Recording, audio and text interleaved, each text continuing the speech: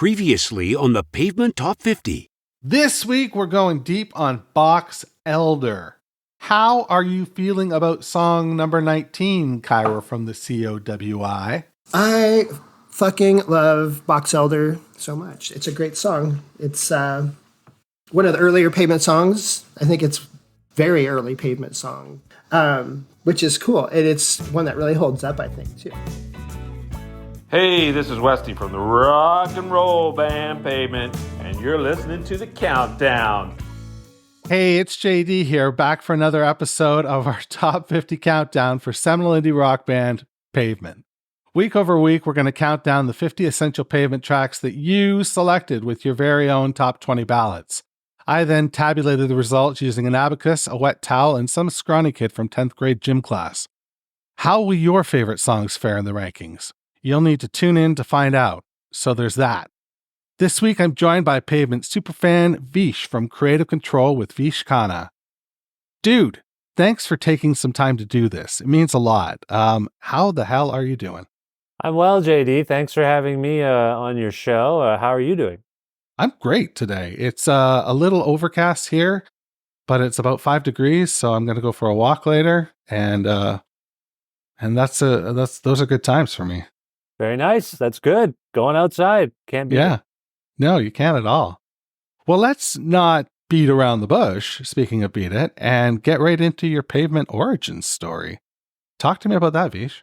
Well, I was trying to, I knew I was coming on your show, so I figured I should try to ponder this, and I was trying to remember. I think I first came upon the band when I read about them in Spin magazine, I think before Crooked Rain came out, and I don't know what it was about that piece. This is right around the time I started getting to go to record stores. What would I have been then? I would have been 15, 16. Some of us were driving, so we could leave Cambridge, Ontario, where I'm from, and we could go to Kitchener and Waterloo and Toronto. They had the cooler record stores. Those were like college, university towns. So then we started going to record stores, and then you start talking to the record store people, and they tell you what they like, and you respect them because they're your surrogate parents. So somebody somewhere along the line told me about Pavement. I'm pretty sure it was the Spin magazine article that I started devouring more and more music journalism, and I think it was that.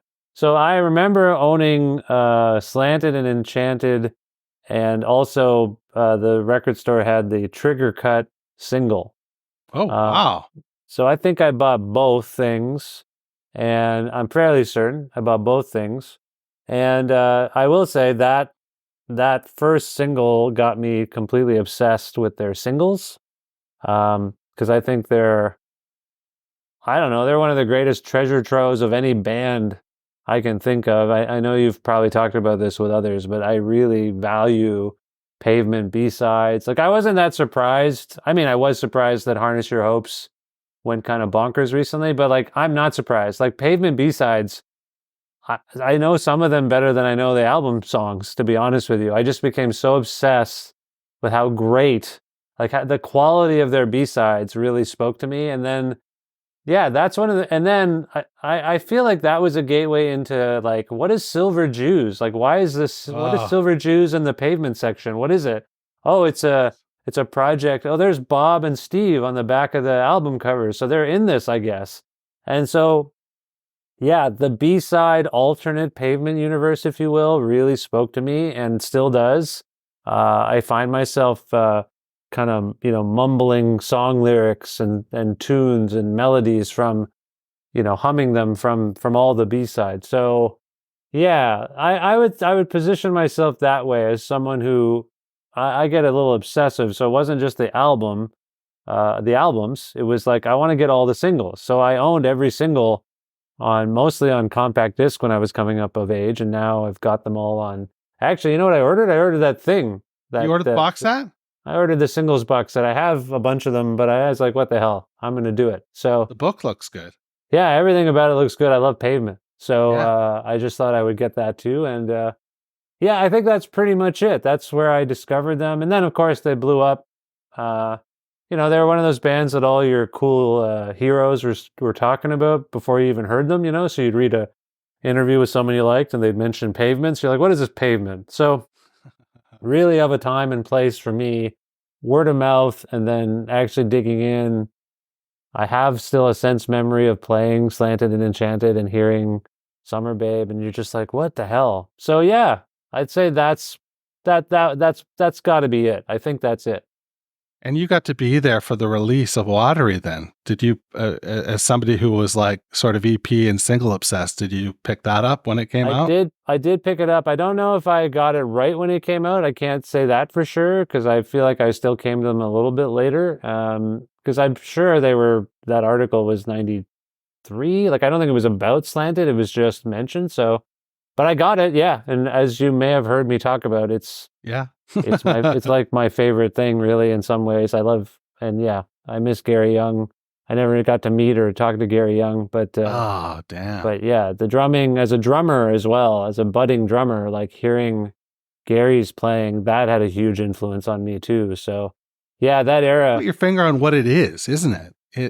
What it is about Gary's drumming. I love Westy. I love him.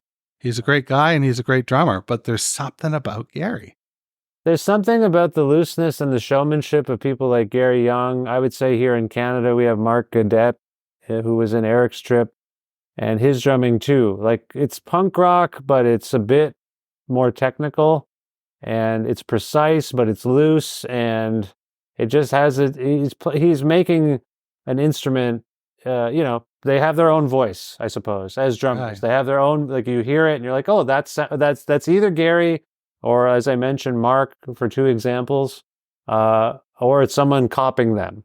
It's someone kind of ripping them off. So I certainly was of this learning how to play the instrument and getting into some really amazing drummers at the time, just because I didn't take drum lessons. I would just listen to things or go see bands. And certain people and their drumming had a huge impact on me.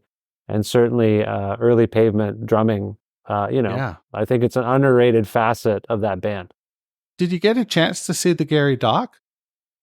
No, you know what? I haven't seen that doc. That's a good call. I've been rather swamped of late, and I need to do that. Have you seen it? Yeah, it's really it's pretty fabulous. Yeah, I can imagine. You're right. I don't know. I'm at a thing where I got to do so much, and I process so much information and music, and I can't keep up with everything. So yeah, I saw it come through and I was like, yeah, I will watch that eventually. And then before you know it, I don't think I'm alone in this where there's just so much stuff to consume, but yeah, good call. I'll try to track it down on, I don't know if it's on a service or whatever, streaming service, but I'll try and watch that. Yeah, I think it is because I don't know how I would have seen it. I forget. Yeah. When did you finally get to, see them live, or did you see them live in the original sort of run? I saw them for the first time in Barrie, Ontario at Lollapalooza in 1995. This was wow. Lollapalooza curated by Sonic Youth. So also on the bill was it was supposed to be Sinead O'Connor. But I think I attended the first show that she couldn't play because she was pregnant. And so Elastica filled in. But the day was like Mighty Mighty Boss Tones. First time I got to see the Jesus Lizard. Pavement obviously played during the day. Hole played. Beck was on the lineup too, wasn't he? Yeah, I saw Beck play two sets. One on the main stage. This was just ahead of Odelay coming out. And he also did a side stage performance where I actually spoke to him. He came down and signed autographs. So he signed, I don't know where it is, but he signed my Lollapalooza ticket stub. Oh, and I asked him, cool. I think I tripped him out a little because I'd heard that he was going to be collaborating with a Toronto musician. And when I mentioned it, he was like, oh, yeah, we have been talking about that. Like I kind of nardwared him. And I didn't mean it. It was just a rumor. I just said it. And he was like, oh, yeah, we were talking about that. So anyway, yeah. So, and the Far Side played and Moby played and all sorts of amazing. Pretty eclectic. Yeah, it was really, Cypress Hill was one of the headliners. Bob Nastanovich, when he was on my show, I did a little documentary about Brighton the Corners, and he talked extensively about their experiences with some of the artists and their experiences playing Lollapalooza, and Bob's amazing innovation of suggesting that instead of getting a bus, they would each get minivans. He got a great deal in some rental minivans. And that way they could play and then just drive ahead to the show and not worry about the gear and all that stuff. And they could kind of travel at their leisure. And yeah, anyway, so Lollapalooza 95 is the first show. Then I saw them at the Phoenix in Toronto for the Whoa, really? Brighten the Corners tour. And then I saw them play, you remember the Cool House and the... Absolutely.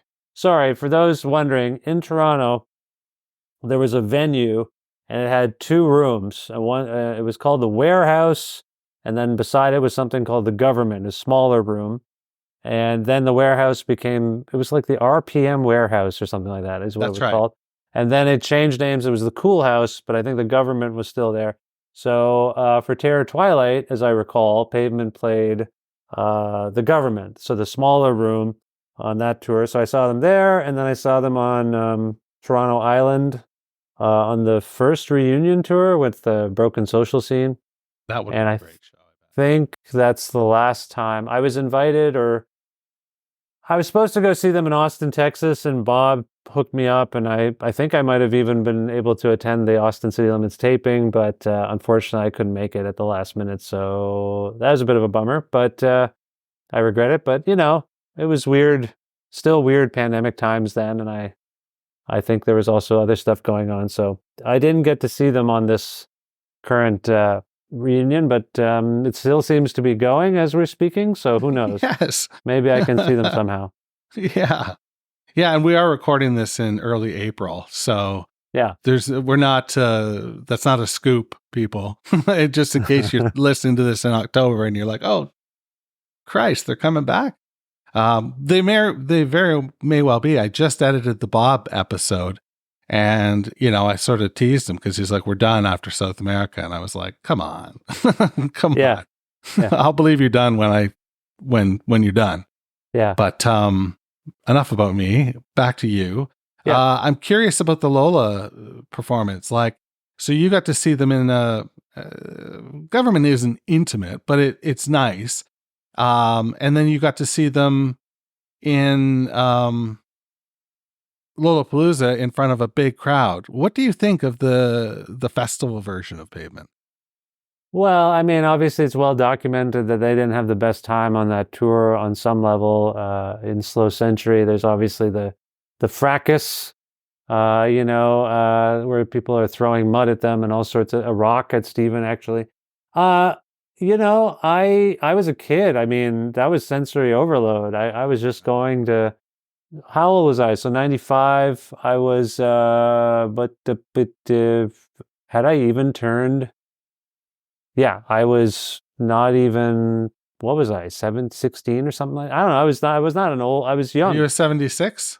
No, wait a minute. Yeah, I was 17. So I was born, I was born in 77. So I hadn't yet turned 18. So I was 17. And yeah, it was just, that was a bonkers year, to be honest with you. That summer, I went to everything. I went to so many festivals. For all my belly aching about my parents not letting me do stuff, they let me do a lot of stuff that summer.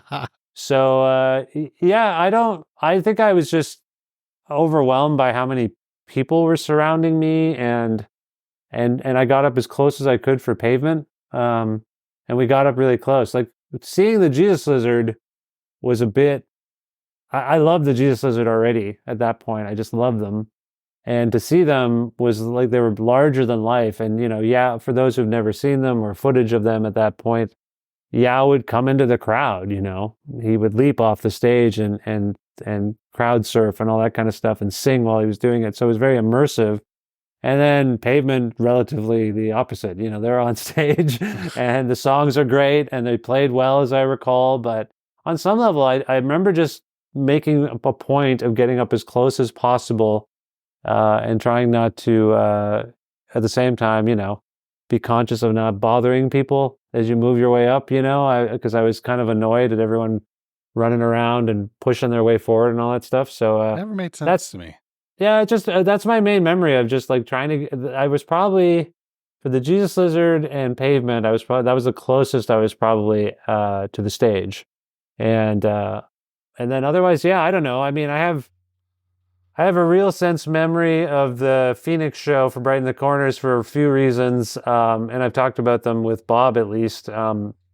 Bob did an interpolation of a Kool Keith song, which I was like, oh, I didn't know people knew about Kool Keith. Like I had only started listening to Kool Keith at that time, and he did. I have no clue.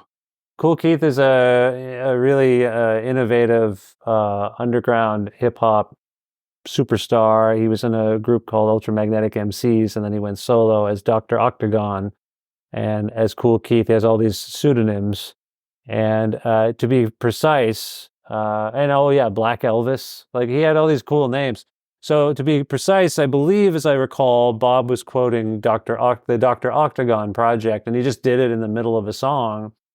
And then also the other thing that occurred to me, and it's sort of relevant to the song today, is during Stereo, when Stephen Malcolm is saying the lines about Geddy Lee and his voice being so high, he shot his voice up super high, like a comically high effect. How did it get so, like just pitch perfect, super high? I think it's documented in a Much Music interview that they did that day or whatever, like while they were in town. And then obviously afterwards they interspersed some live footage of the band playing. And Steven singing, on this song that we're here to talk about today is so remarkable to me. And I remember that I had this sense memory of him singing that and thinking it was very amusing. I thought it was more amusing than impressive at the time. Right. But over time, as I have come to value Steven's singing voice and his range and his ability and just instincts as a singer, I view it as more impressive now than...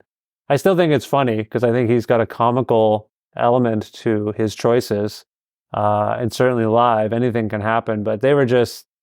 I think that Brighten the Corner show it's certainly one of the best shows I've ever seen. So I would also say it's one of the, if not it was the best time I saw Pavement, probably. That's a great venue. I think the Phoenix is phenomenal.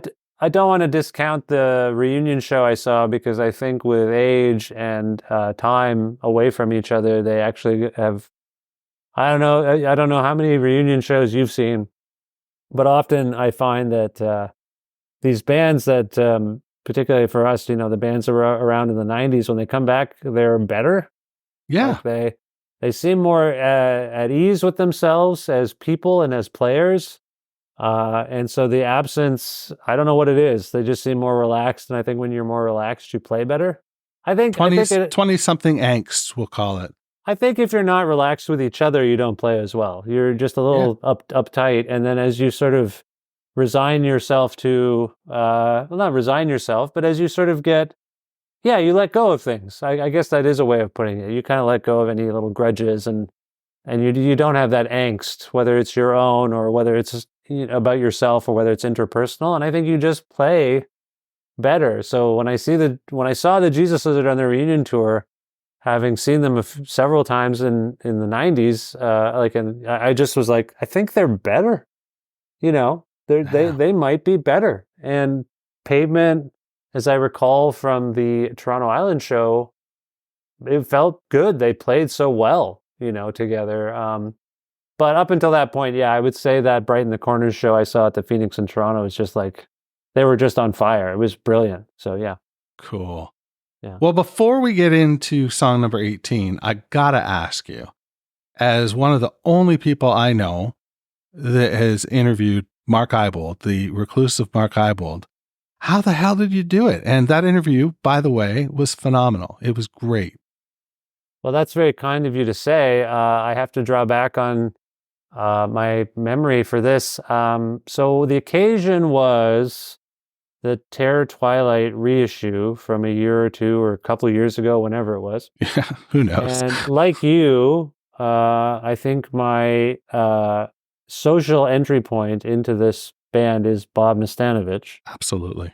So Bob is, I've gone on record saying this to others. I think I said it maybe to him during our Terror Twilight discussion.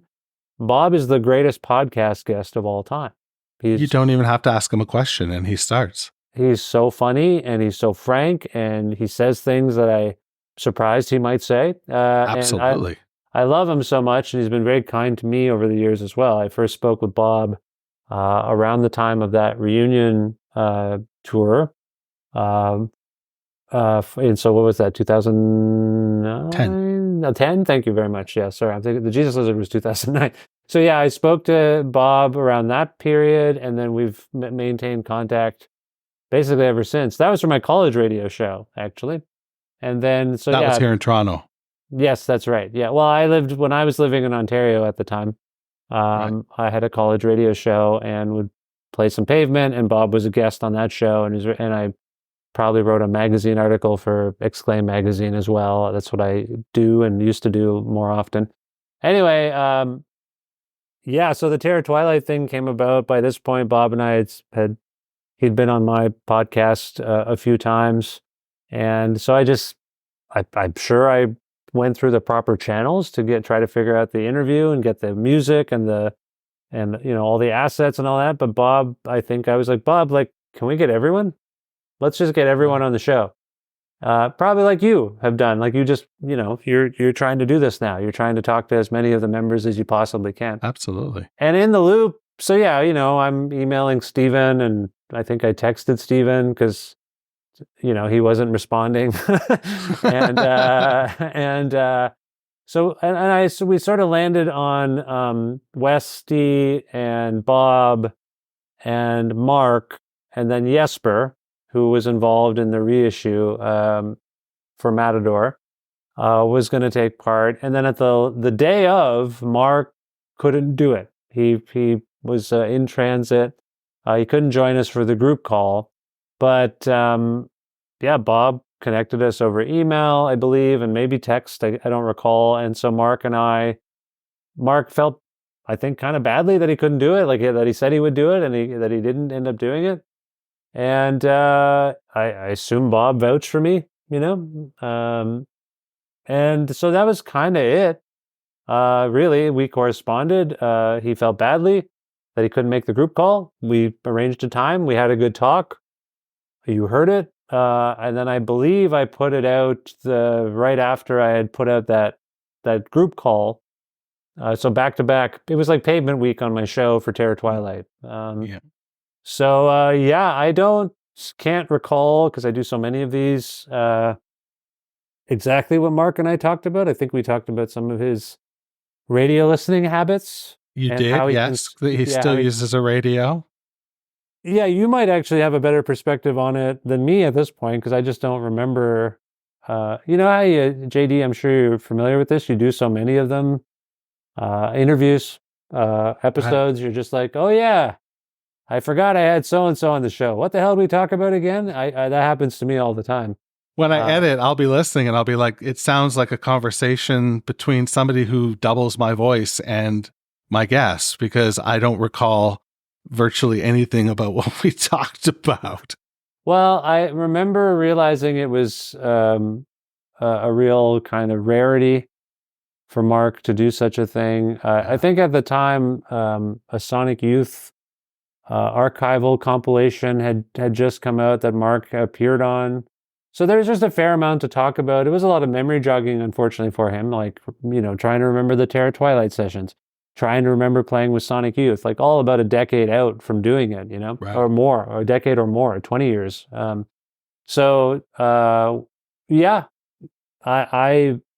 he was very lovely and forthcoming, and I really appreciate it. I think I've spoken to everyone but Gary, I suppose. I never got a chance to speak to Gary Young, but in terms of the, I guess, whatever, core or original lineup, yeah, I've talked to all of them at some points in my life, and I hope to talk to them again.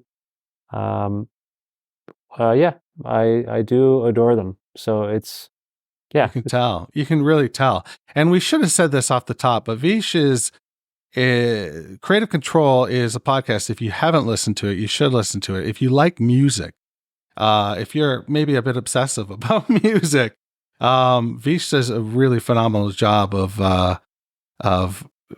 conversations with famous people. For people who listen to this show, you might want to start with some of the David Berman stuff, because it's pretty spectacular.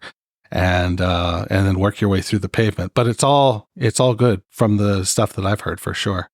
Well, thank you for the kind words and for saying so. Yeah, I do love doing the show, and it has it's granted me access and insight to and from people I really truly admire and adore, and I marvel at what I've been able to accomplish and get away with. It is. I don't really understand it, but certain people like Bob and others have a fondness for me and return to the show and all that sort of stuff. And so, it means a lot. Thanks for saying that. No, I should have said it off the top. But what do you say we talk about the song this week, song number 18? Let's do it. Okay, we'll be back right after this. Hey, this is Bob Nastanovich from Pavement. Thanks for listening, and now on with a countdown. 18.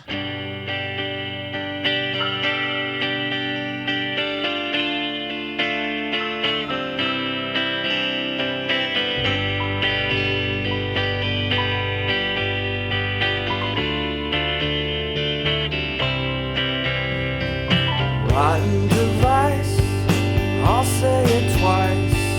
I'm too much comforted here.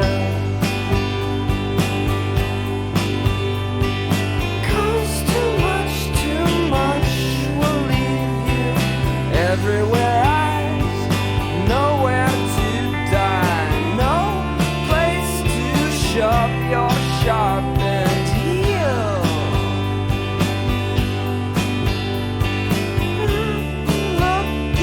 Looking for a tidy face in case you wanted to go. I know I'm leaning in to the end.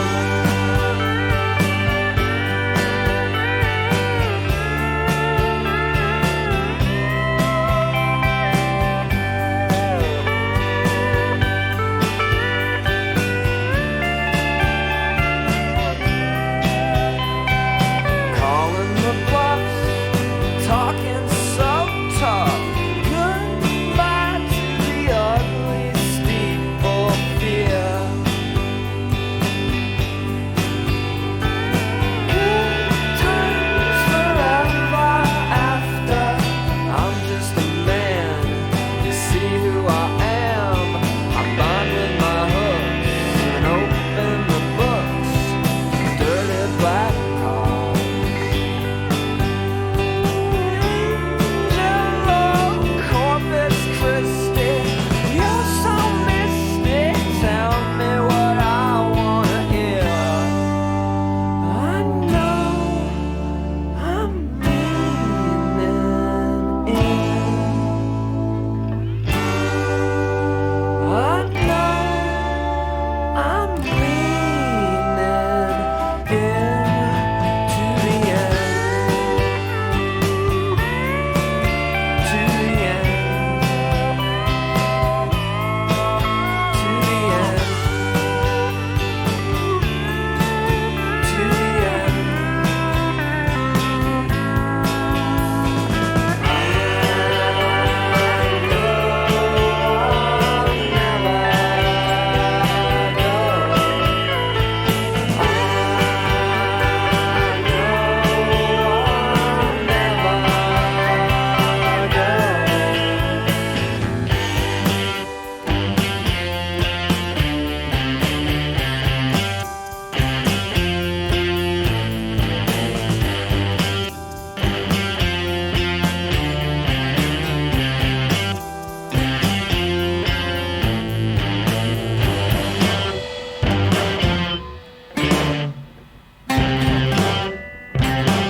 So today we're talking all about song number 18 from the masterpiece Wowie Zowie. It's the absolutely gorgeous Father to a Sister of Thought. Vish, what are your initial thoughts about this song? Well, I was so happy that we landed on this as a song to talk about because I do love Wowie Zowie. I have a sense memory of picking it up when it came out. I think the day it came out. and obviously a sort of a strange record, an eclectic record, and this is interesting. It's a really fascinating song because in some ways it's super accessible musically. Yes. It leans with the pedal steel and some of the other moves. It leans towards kind of country music. I will say, as I was pondering it, I mean, I know we are in a vacuum here of people who love Pavement Right. and who love Stephen Malcolmus, but as I was listening to this in preparation for our chat, I'm like, Malcolmus is like an underrated everything. Like I know I really feel that way, and in particular, I think he's a remarkable singer, and you know, and this song I think exemplifies that. He makes super fascinating choices with his phrasing, I think, and just the notes he's going to go for on words. Like, I don't know how to put it. I'm not super adept at maybe talking about music on that level, but it's just very dynamic the way he shoots his voice up and sort of sings one line. And I think aside from missing like his sort of grittiness, like he also is a great screamer, great yeller. He really is. Like Paul McCartney level dynamic range, I think, with Stephen when he wants to. Like he can sing. I don't know if that resonates with you. Like McCartney to me can sing anything. He can sing a ballad. He can sing like a Little Richard rocker and sound like a punk. Like it's bonkers, that guy's vocal range. And I think Malcolmus is totally in that vein. So he's not yelling on this song, but I think if anyone is interested, like this song is a perfect showcase for what he can do as a vocalist. And before I go much further, JD, does that resonate with you? It certainly does. I when I think of this song, you know, the word I used right off the bat was gorgeous. And it's gorgeous in a number of ways. The vocal, the melody, like his ability as a songwriter. I don't know how much of the arranging he did or if it was Easley who said, let's use this pedal steel. But nevertheless, it just works so well with the timbre of his voice. And it all comes together in a really lovely ball. Yeah, and I think the little contrarian aspect to, or I don't know how to describe it, this little element of yeah, it's a little contrary. I think, you know, I don't think I'm saying anything untoward, where there's an element of self-sabotage sometimes in the Pavement realm where everything's going fine, and then all of a sudden, let's pull the plug and do something wild and nuts or crazy, you know what I mean?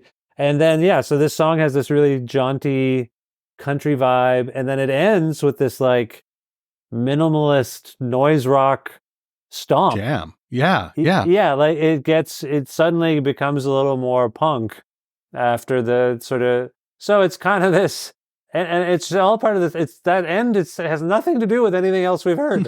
No, instrumentally, nothing. But it works. Like it works so perfectly, and I think it's a way of being like, all right, I think we're getting a little saccharine here. It's too gentle or something. Let's end a little more raucous. And so to me, I hadn't really pondered it as such before, but between Malcolmus, I think, singing his ass off and really showing his range, the band also ends up playing very dynamically and really beautifully, and also grit. Like as I say, there's some grit towards the end. So in a weird way, and again, I hadn't thought of it. Like this was a single, as I recall. Like there was a video for it and whatnot, and they're all dressed up in like country western garb and all these sorts of things. But no, it's a nice exemplification. Like this is a pretty good gateway in a Pavement. If you were to listen to this song, like you never heard of this band, try this song. Just try it. It's got humor. It's enigmatic lyrically. The arrangement itself is beautiful but funny. I really think 18. This should be in the top 5. It's really wonderful. Wow. I might say. Yeah. I would have it in my top 10.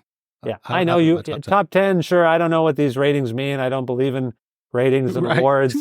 But it's water cooler talk. No, That's all it is. I'm just saying, as I think about it more, first of all, anyone out there listening, Once I dig into a topic, I get a little excitable.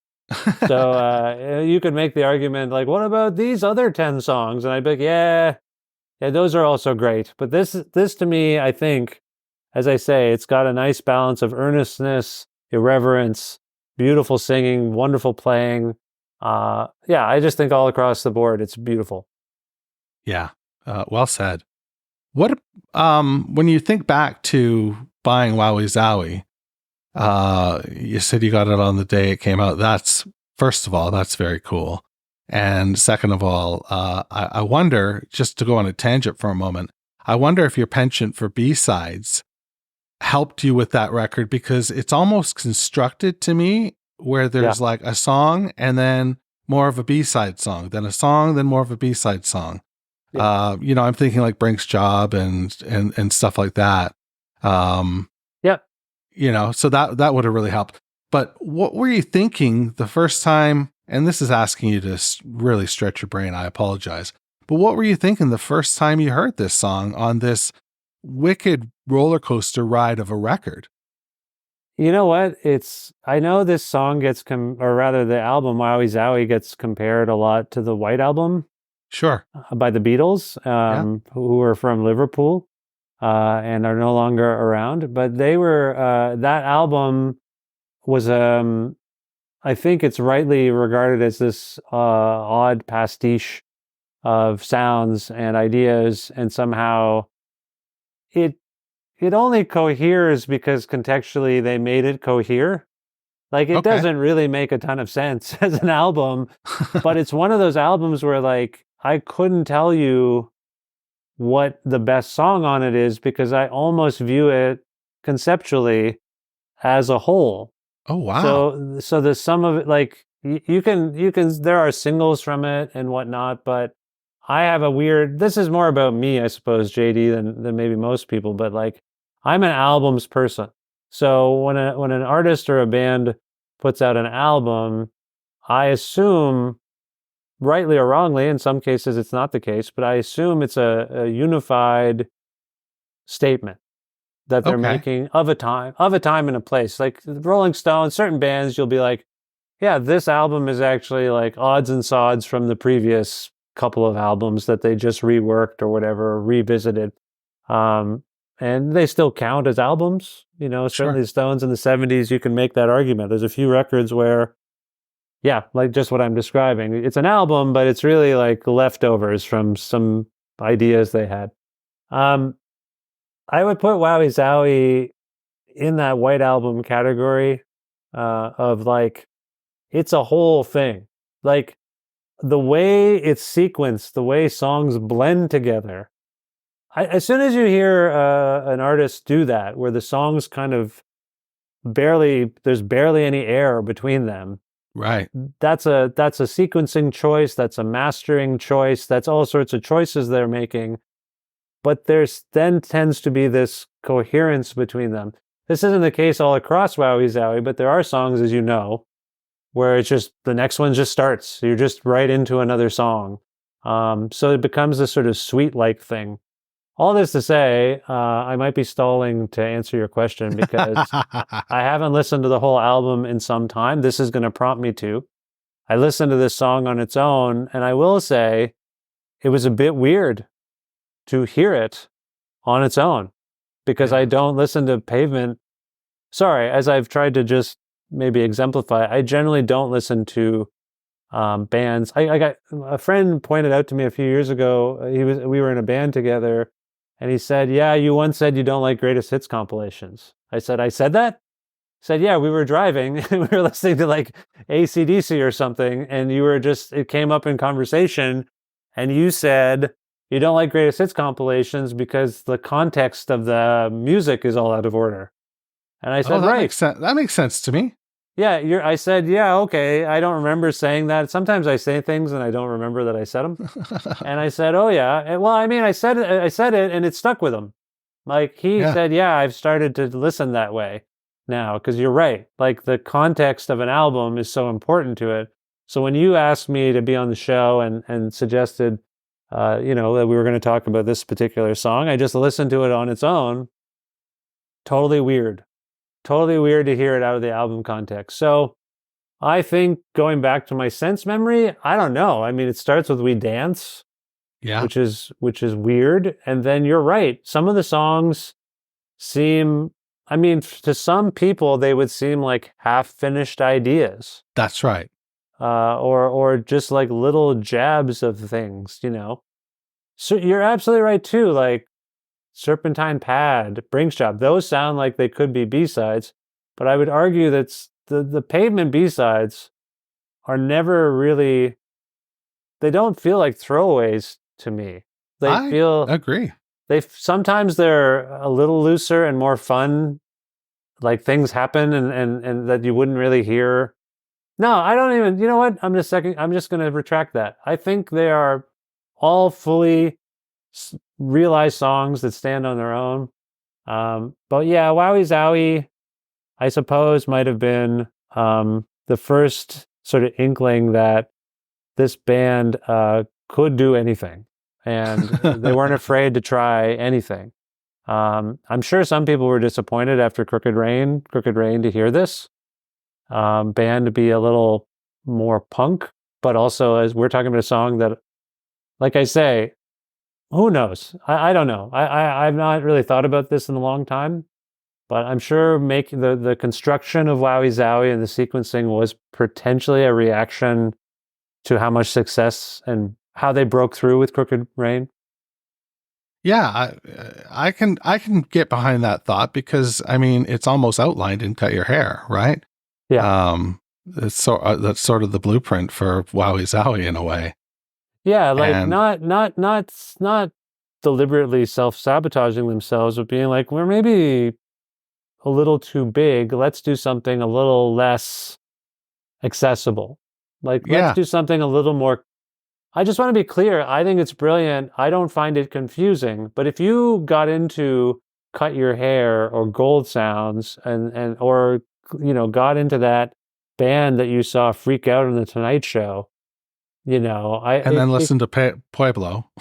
Yeah. I think you're kind of like, yeah, you would just be like, as a band, I doubt it was even conscious, but maybe it was. Maybe we should do something that's a little more like wild.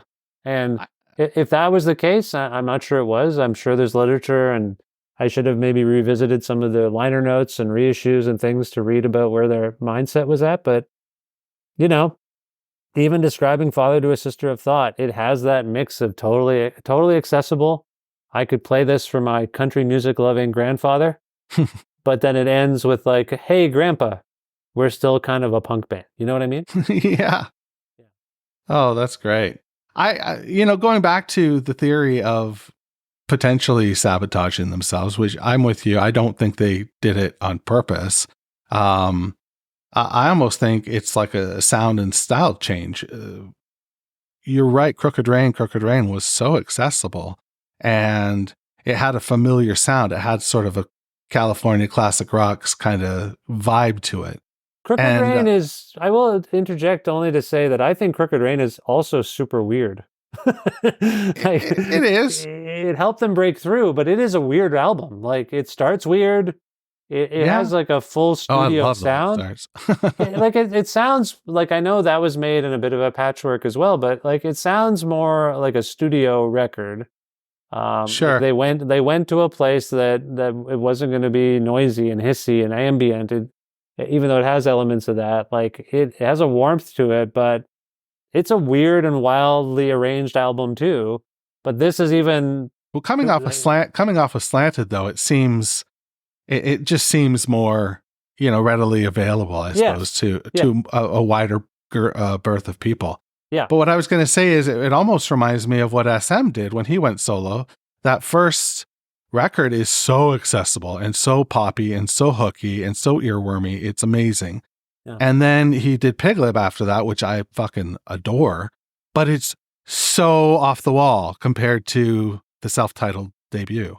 Yeah, and if we're viewing Malcolmus as, obviously the main driver of their songs, then yeah, it's his whims and it's his notions for a batch of songs. Like, I think Brighten the Corners is, on some level, it's the cleanest sounding Pavement album, but it's also Certainly. the most esoteric and the songs sprawl and they're all over the place as well, but it's also somehow more coherent and contained than Wowie Zowie. But the songs stretch out. That's their. What did we talk about with somebody recently? Maybe it was with the Pavement guys, Grateful Dead type stuff. Yeah, sure. Yeah, like it has it's a little more zen. It's less frenetic, even though the imagery and whatnot is pretty intense, and some of the arrangements are too. So yeah, I think it's just modes. Again, this goes back to my argument. I love albums. I love knowing that we're hearing where a band was at that given time. And that batch of songs, however, like Wowie Zowie, however disparate the songs might be from one another, that's what they were into. Like, that's what was going on with them at the time. Whether it had anything to do with external considerations or perceptions about who they were, how successful they wanted to be, like, that might just be all bullshit I'm making up. It could just be that's just what he had, what Malcolmus and what the band had going. And this is it. Why waste it? It's all over the place. Let's put it out as one thing. The next album, a little, like, I think it's fair to say, Brighten the Corners. Maybe it's not fair to say. I'll ask you. Brighten the Corners, probably safe to say, a more coherent sounding album than Wowie Zowie. Absolutely. Yeah, it's a more albumy album, right? In a sense. But I also think Slanted and Enchanted all sounds like it's from the same expression too. The same. Sure. I guess I mean albumy album. I just love the way it opens. There's a middle. And then there's an end. There's a finite end with Finn. Yeah. Well, I mean, maybe, I don't know. Like we mentioned Lollapalooza. There was something going on in the moment, in the cultural moment, where it was really cool to be an open-ended music listener. It was really cool to be like, yes, we're playing with a folk musician. We're playing with Sinead O'Connor and Cypress Hill on the same day. Bonkers.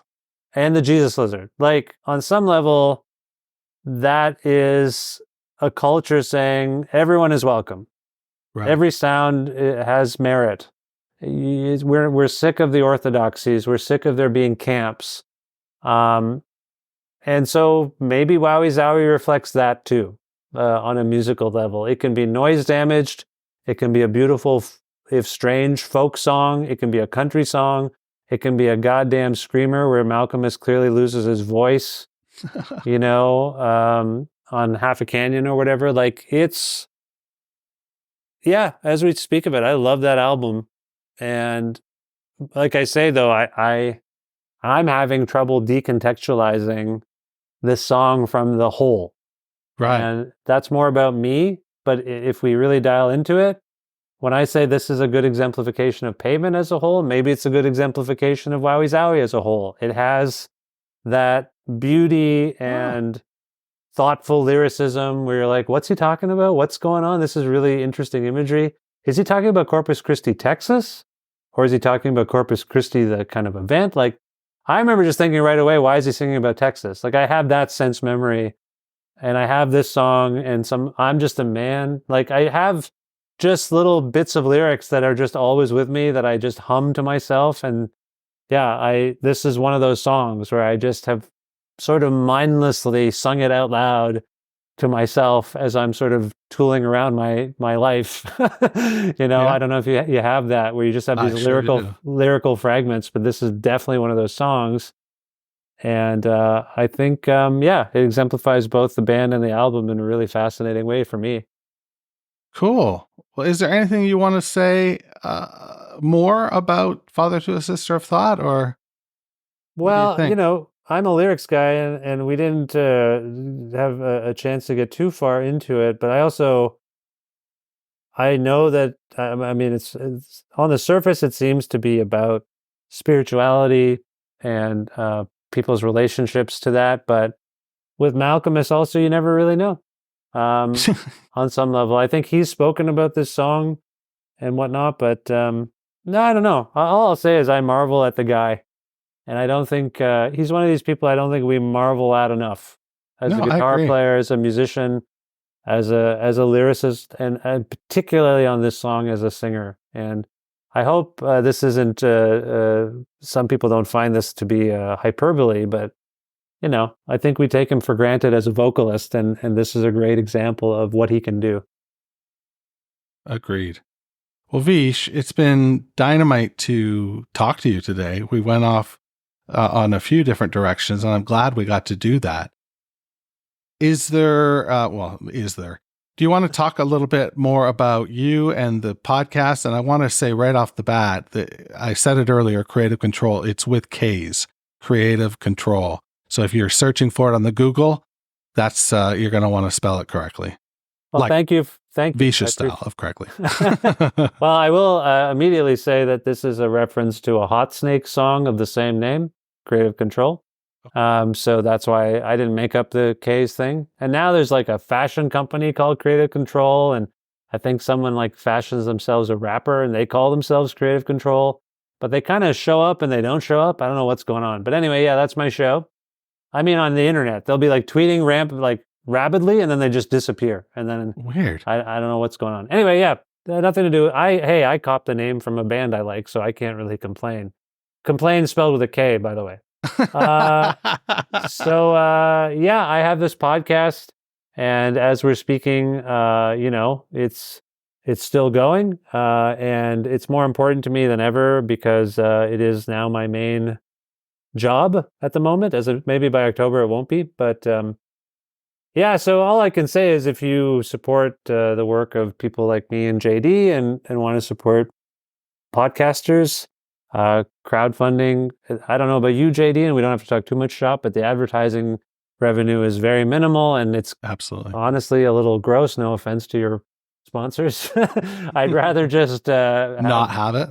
Yeah, I'd rather not have it, but the crowdfunding and the Patreon that I have is particularly important to me at the moment. So I have different incentives and different tiers and all that kind of stuff, like pay tiers, and it's flexible and monthly and all that kind of stuff. So sorry to make this about the money. We've already talked about some of the content or whatever, like the people I talk to. Yeah, I'm proud of it. It seems to be relentless. It's never going to stop unless I do and stop making it. That sounded morbid. By the way, if I die, the show will likely die too. I just want to be clear about that. But no, I love doing the show. It's afforded me some wonderful experiences, and both in the conversations and then just from people like you, JD, reaching out, wanting to talk. I mean, it means a lot to me. So thank you for giving me some time to plug, and thank you for having me on this wonderful show of yours and for the lovely conversation. It means a lot. Yeah, for me too. Thank you so much. All right, everybody, that's what we've got today. So be cool, make sure you're safe, and wash your goddamn hands. Thanks for listening to Meeting Malcolmus, a pavement podcast, where we count down the top 50 pavement tracks, as selected by you. If you've got questions or concerns, please shoot me an email, jd@meetingmalcolmus.com.